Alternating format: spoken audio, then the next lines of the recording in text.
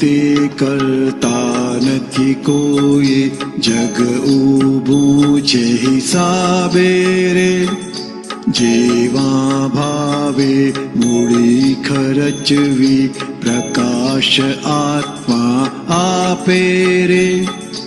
જંગલે ઉભી બાવળની શૂળ, લેવા બદલો થાને રે. જેને વાગ્યો તેજ છે દોષિત, પગ પડ્યો જો કાંટે રે.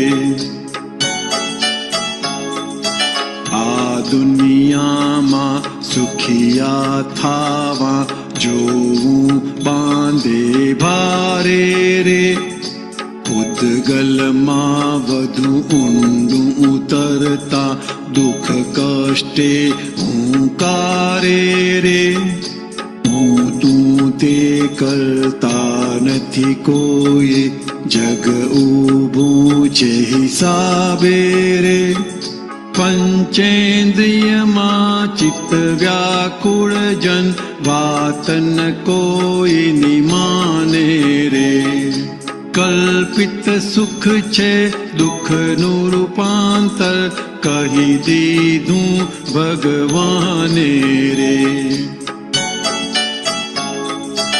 અવસ્તુમાં ભાવ તદાત્મે, મેં કર્યું બીજ પાડે રે. ચંચળતા ખર્ચાતા જોજો, કર્મ ગુંથાય છે ધ્યાને રે. હું તું તે કરતા નથી કોઈ, જગ ઊભું છે હિસાબે રે.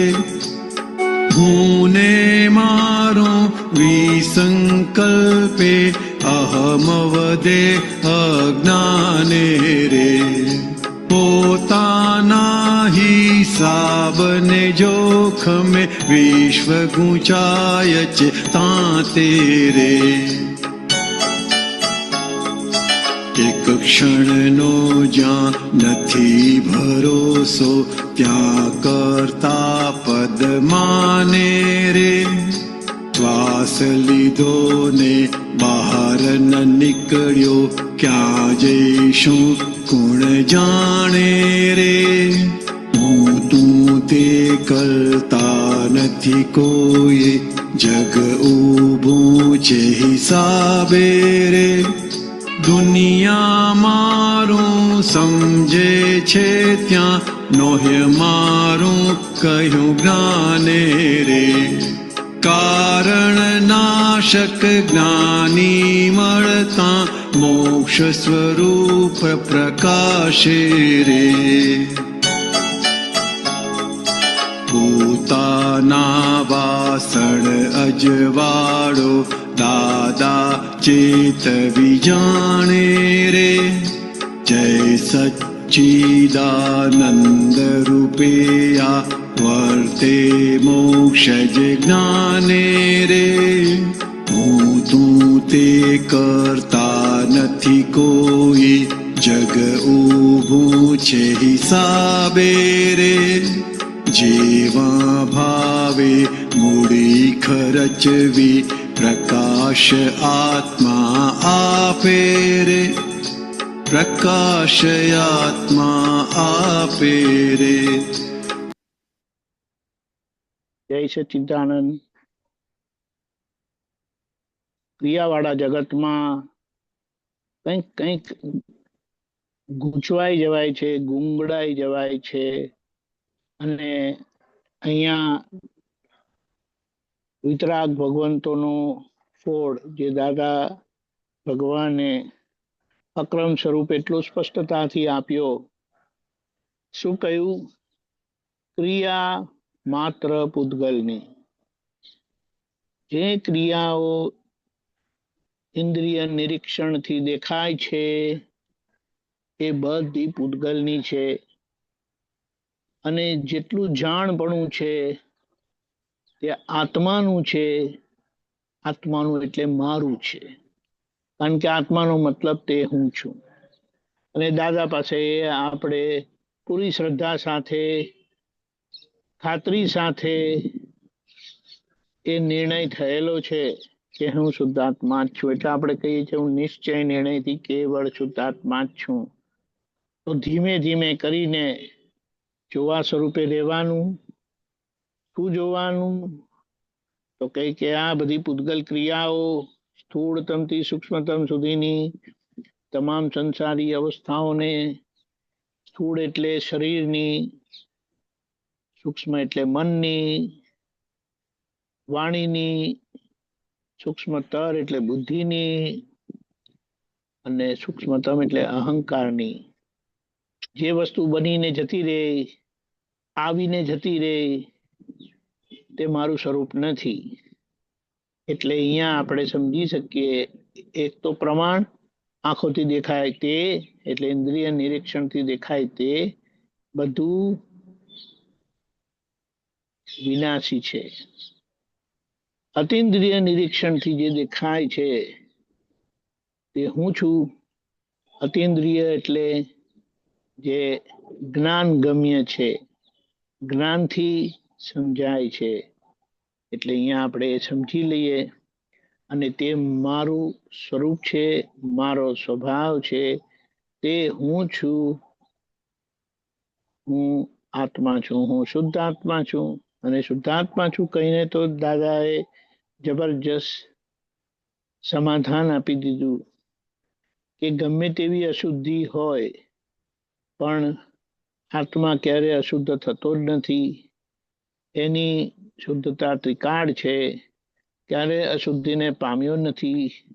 એવો પરમ વિશુદ્ધ આત્મા છું, એવો પરમ જ્યોતિ સ્વરૂપ સિદ્ધ ભગવાન છું.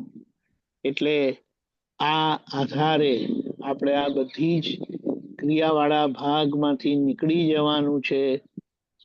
અને એ જેમ જેમ આપણે નીકળતા જઈશું એ બધી ક્રિયાઓ બંધ થતી જશે.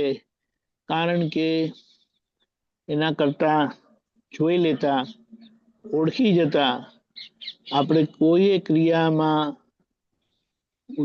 તેને ખોવાઈ નહીં જઈએ. હા, વ્યવહારથી જ્યાં છે તે વ્યવહારથી આપણે રહીને, ડ્રામેટિક ભાવે રહીને, જવાબદારીના ભાગમાં એ રીતે રહીને નીકળી જઈએ. પણ ત્યાં પણ આપણે સંભાવે નિકાલ કરીએ છીએ. એટલે ત્યાં કોઈ આગ્રહ ન રાખતા એના હિસાબમાંથી આપણે છૂટી જવાનો આખો રસ્તો આપણને આપ્યો છે આજ્ઞા થકી. એટલે અક્રમ વિજ્ઞાન ભલે પરમાત્મા પદમાં બેસાડ્યું છે આપણને, પણ આખો પુરુષાર્થ આજ્ઞાના ધોરણે છે. આણાએ ધમ્મો આણાએ તવવો.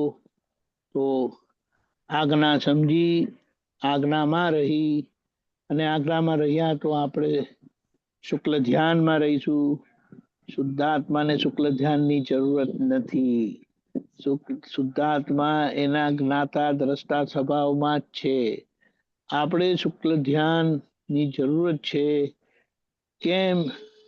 તો કે એ પ્રકાશની જરૂરત છે, અને ધર્મ ધ્યાનની જરૂરત છે. કેમ? તો કે ડિસ્ચાર્જ આર્ત ધ્યાન, રોત્ર ધ્યાનના પરિણામ હજી આવે છે. ગમતું ના ગમતું થાય છે. એટલે ત્યાં આપણે શુક્લ ધ્યાન સાથે આર્ત ધ્યાન, શુક્લ ધ્યાન સાથે ધર્મ ધ્યાનથી રહીને આપણે આખો વ્યવહારને શાંત કરવાનો ને વ્યવહારથી છૂટી જવાનો રસ્તો આપણને આપ્યો છે. તો એમાં આપણે જાગ્રત રહીએ, ચોક્કસ રહીએ, અને જે પરિણામ દાદાએ આપ્યા છે, અંદરથી વિતરાગ અને બહારથી સંપૂર્ણ પ્રેમ સ્વરૂપ, એટલે આપણો જીવન વ્યવહાર આદર્શતા વાળો થઈ જાય. અને આદર્શ થઈ ગયો કહે છે તમારું કામ પૂરું, અને તમારામાં ને મારામાં કોઈ ફેર નથી. તમારામાં ને સિમંદર સ્વામી ભગવાનમાં કોઈ ફેર નથી. આ લગી થઈ ગયેલા અવતારોમાં કોઈ ફેર નથી. આટલા બધા પ્રમાણ સાથે આપણને આપ્યું છે. એટલે આજ્ઞા એ ધર્મ, આજ્ઞા એ તપ. આજ્ઞામાં શુક્લ ધ્યાન છે, આજ્ઞામાં ધર્મ ધ્યાન છે.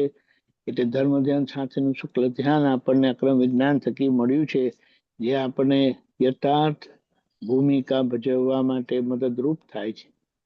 જય સચ્ચિદાનંદ. જય સચ્ચિદાનંદ. આખા દિવસના પ્રોગ્રામમાં